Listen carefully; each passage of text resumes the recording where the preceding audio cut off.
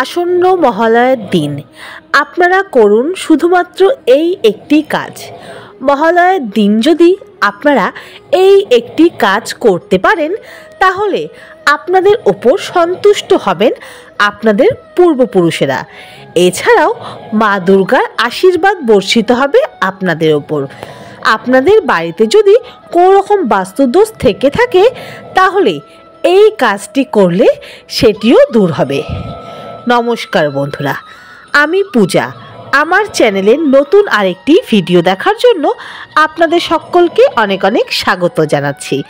আশা করি বন্ধুরা আপনারা নিজ নিজ বাড়িতে ভালো আছেন, সুস্থ আছেন। তো বন্ধুরা, ভিডিওটির মূল পর্বে যাওয়া যাক। বেশি দেরি না করে আজকের এই ভিডিওটি শুরু করা যাক। সর্বপ্রথম আমরা জেনে নেব 2024 সালে মহালয়া কবে পড়েছে, পূর্ণাঙ্গ সময়সূচি। মহালয়া পড়েছে বাংলা 15ই আশ্বিন 1431, ইংরাজি 2রা অক্টোবর 2024 বুধবার। মহালয়া বা সর্বপিতৃ অমাবস্যায় পিতৃপক্ষের অবসান হয়, তাই এই তিথির মাহাত্ম্য বিশেষ। মহালয়ার দিন কিছু উপায় করলে পূর্বপুরুষেরা প্রসন্ন হন। তো বন্ধুরা, মহালয়ার দিন আপনারা অবশ্যই এই উপায়টি করবেন। এছাড়াও এই উপায়টির পাশাপাশি আপনাদেরকে আরও কিছু উপায়ের কথা বলবো, যেই উপায়টি করলে আপনাদের জীবনের নানা রকম সমস্যা থেকে আপনারা সমাধান পাবেন। তো চলুন বন্ধুরা, বেশি দেরি না করে ভিডিওর মূল পর্বে যাওয়া যাক। মহালয়ার দিনে সন্ধেবেলা বাড়ির দক্ষিণ দিকে একটি প্রদীপ প্রজ্বলিত করা উচিত। এরপর বাড়ির প্রবেশদ্বারে দুদিকে প্রদীপ রাখুন। প্রদীপ জ্বালিয়ে পূর্বপুরুষদের কাছে জ্ঞানত অজ্ঞানত হয়ে থাকা ভুলের জন্য ক্ষমা চাইতে হবে।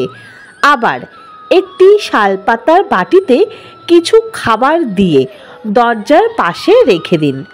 সর্বপিতৃ অমাবস্যার সন্ধ্যাবেলা পূর্বপুরুষেরা নিজের গন্তব্যের উদ্দেশ্যে রওনা হন।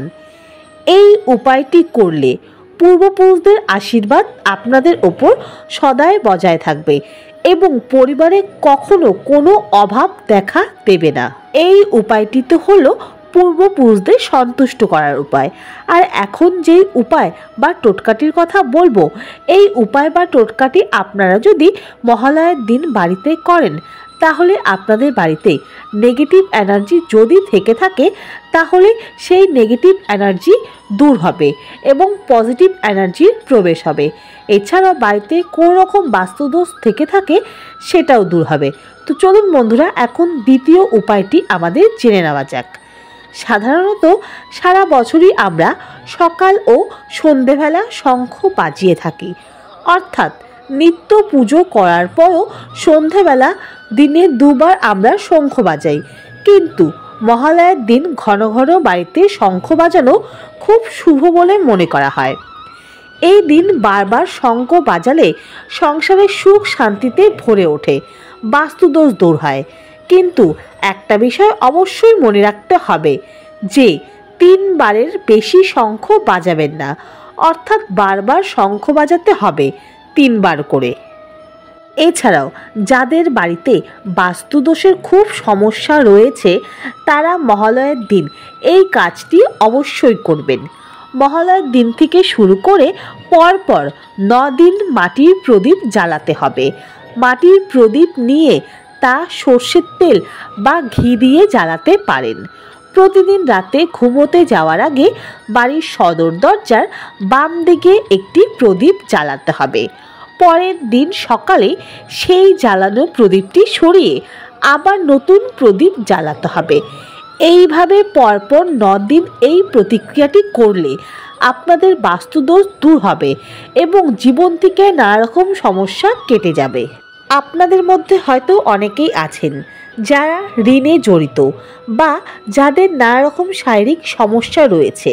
তারা মহালয়ার দিন সকালে স্নান করে শুদ্ধ বস্ত্র পরে একটি তামার ঘটিতে গঙ্গা জল, কিছুটা কালো তিল, অল্প আতপ চাল, দুধ, সাদা ফুল মেশান এবং বাড়ির কোনো ফাঁকা জায়গায় গিয়ে মাথার ওপর থেকে পেছনের দিকে 3 বার জল ফেলতে হবে এবং ফেলার সময় ওম কুল দেবতায় নমঃ মন্ত্রটি 3 বার উচ্চারণ করতে হবে।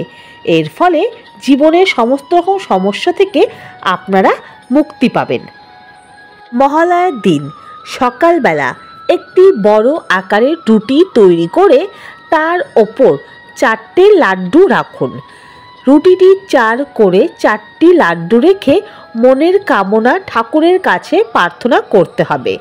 তারপর রুটিটা 4টে টুকরো করে একটি টুকরো গরুকে, একটি টুকরো কুকুরকে, একটি টুকরো কাককে এবং শেষ টুকরোটি কোনো গরিব বা দরিদ্র মানুষকে দিতে হবে।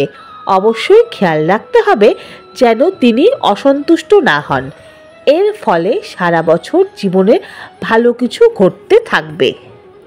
কথিত আছে যে অশ্বত্থ গাছে বাস করেন প্রয়াত পিতৃপুরুষেরা, তাই পিতৃপক্ষের শেষ দিন অর্থাৎ মহালয়ায় অশ্বত্থ গাছের গোড়ায় জল দিন।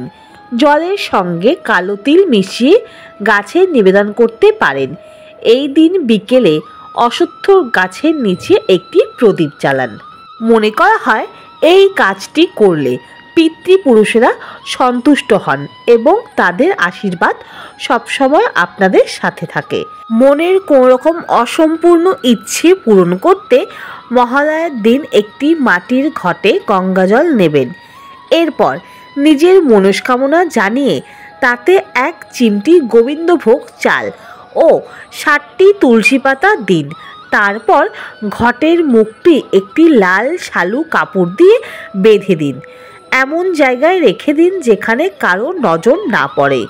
মহালয়ার পরদিন থেকে দশমী পর্যন্ত প্রতিদিন এই ঘটি থেকে সামান্য জল নিয়ে আপনার বাড়িতে ছিটিয়ে দেবেন। সব বাধা কেটে আপনার সমস্ত ইচ্ছে পূর্ণ হবে। তো বন্ধুরা, আমাদের প্রত্যেকের জীবনে কিছু না কিছু সমস্যা রয়েছে, কিন্তু এই সমস্যা থেকে মুক্তি পাওয়ার কিছু পথ বা উপায়ও রয়েছে। তো বন্ধুরা, আপনাদের জীবনে নানা রকম সমস্যা থেকে মুক্তি পেতে মহালয়ার দিন এই কাজগুলি আপনারা অবশ্যই করতে পারেন, কিন্তু কাজটি করার আগে মনে বিশ্বাস নিয়ে তারপরেই করবেন। আমি বলছি বলেই যে করবেন সেটা কোনো মানে নেই। আশা করি আজকের এই ভিডিওটি দেখে আপনাদের ভালো লেগেছে এবং ভিডিওটি দেখে আপনারা একটু হলেও উপকৃত হয়েছেন। ভিডিওটি যদি ভালো লেগে থাকে তাহলে অবশ্যই লাইক, কমেন্ট, শেয়ার করে দেবেন।